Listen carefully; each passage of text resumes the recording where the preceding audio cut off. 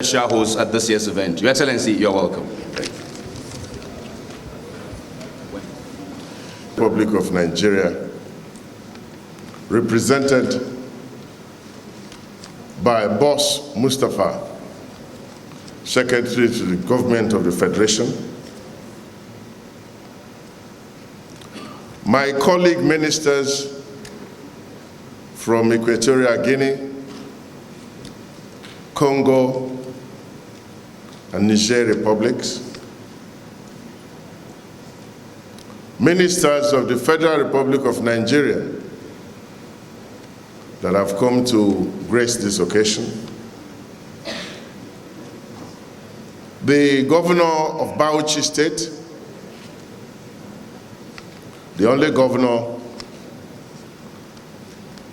that decides to be part of the baking of the cake instead of only being part of the sharing of the cake.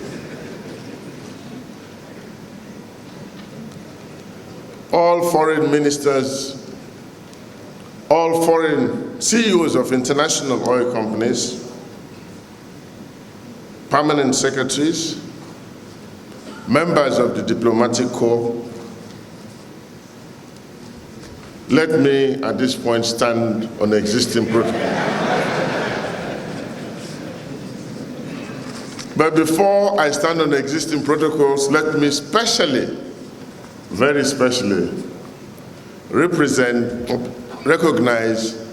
the representative of the Senate President, Senator Albert, and also Senator James Manager.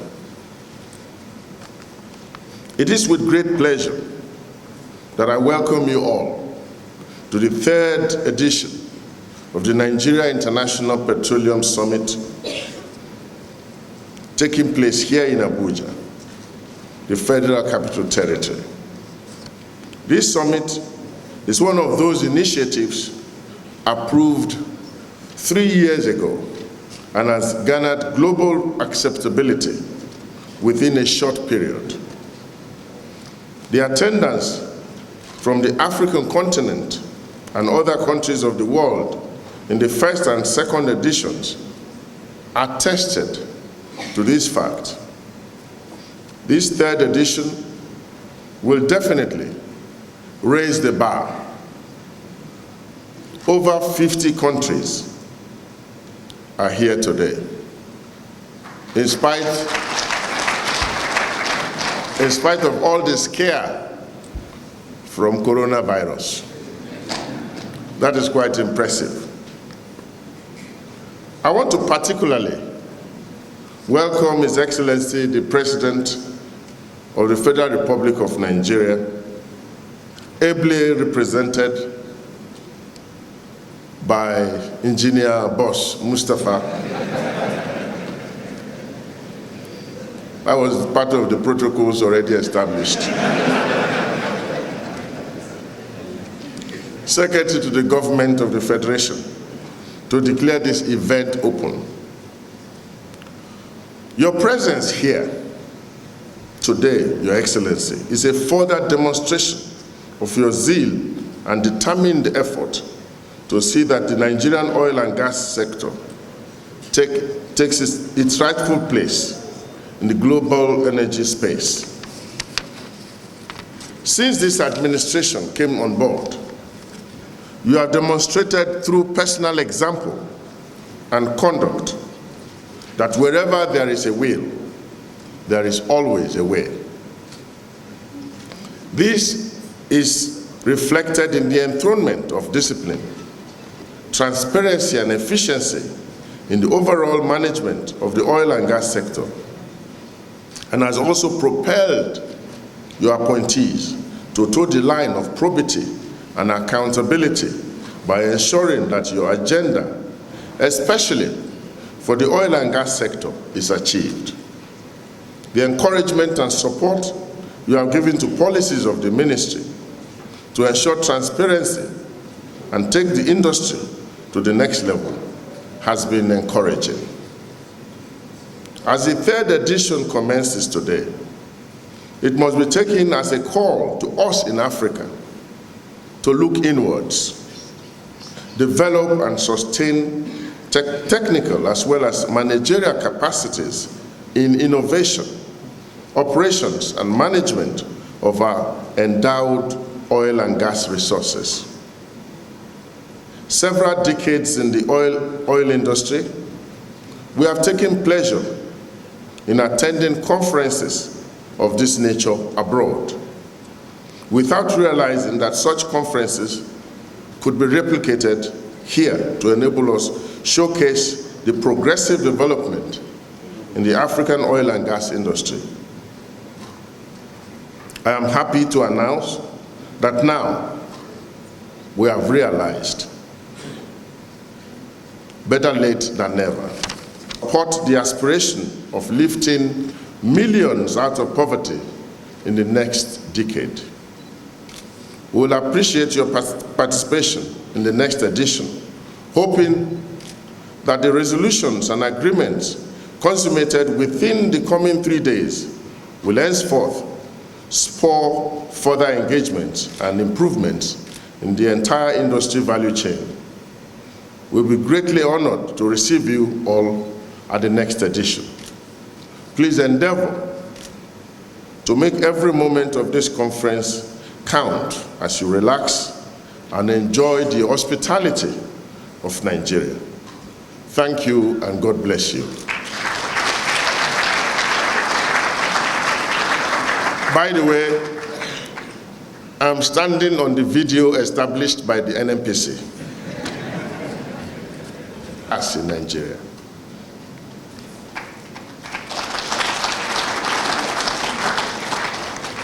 It is with great pleasure that I extend a warm welcome again to everyone here present, and especially the stakeholders to launch the Nigerian Gas Transportation Network Code.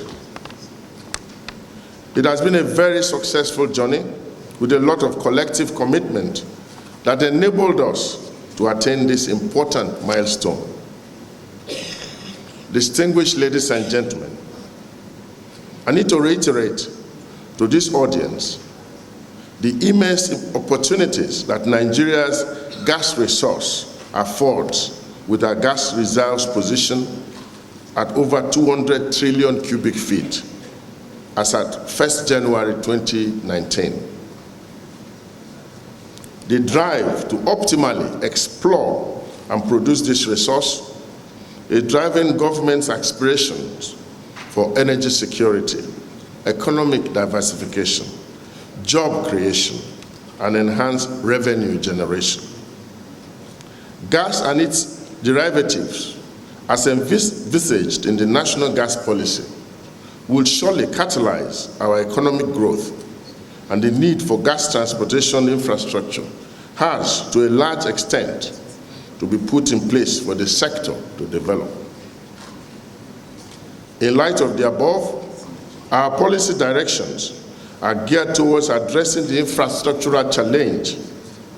Accordingly, the Nigerian Gas Master Plan, the National Domestic Gas Supply and Pricing Regulation 2008, Section 2F and G, and the National Gas Policy 2017, Section 4, 3, and 3, all stipulate the introduction of Gas Transportation Network Code to guarantee open access to the network.